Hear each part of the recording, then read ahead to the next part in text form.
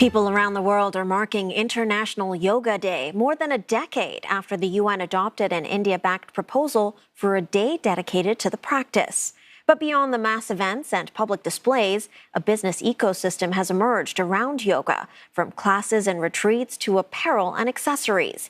Now, some Indian entrepreneurs are trying to build brands around a tradition that began at home. Ishan Garg filed this report for CNA. At sunrise in Mumbai, the day begins slowly. A stretch, a breath, a routine that has moved from ancient discipline to everyday exercise. For many here, yoga is not something reserved for studios or retreats. It's a part of life. हमारे 100 से अधिक योग centre चल रहे हैं, ये निःशुल्क हो रहे हैं और इसका तो लाभ है ये हजारों यहाँ के नागरिक ले रहे हैं. That accessibility is part of yoga's appeal, and its expanding footprint has spawned an industry worth billions of dollars. For some practitioners, the first purchase is basic clothing that allows them to move comfortably. और एक अच्छा सा comfortable कपड़ा जिसमें हम stretching वगैरह भी कर सकते हैं तो अच्छे से सही तरीके से सही परफेक्शन में हो जाए अच्छे से. Brands like Yama Yoga are hoping to capitalize on that demand. The Indian label is pitching itself not just as active wear but as clothing aligned with some of the values practitioners associate with yoga. I think like the whole idea about sustainability and everything comes from, being connected to Mother Nature.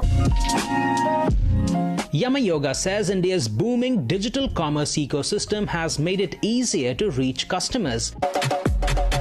It is part of a new generation of Indian wellness brands trying to grow inside a market long shaped by global names. Yoga's international appeal also gives Indian firms another route to customers, visitors who travel to the country to learn, train or deepen their practice. So a lot of people come here for teacher training, and those also become our customers. They also find us. When they go back, they want to buy us again.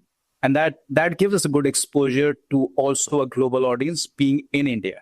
I don't think any other sport or activity exists in a way that so many people from around the world would come here to learn it and go back to their country to teach it. India has successfully exported yoga as a culture. The question now is whether it can capture more of the businesses built around it.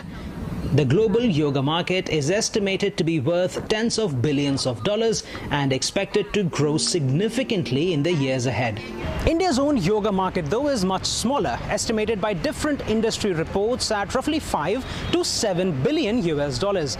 Now, that gap raises a question for Indian companies. How do they build globally recognized brands around a practice that originated here?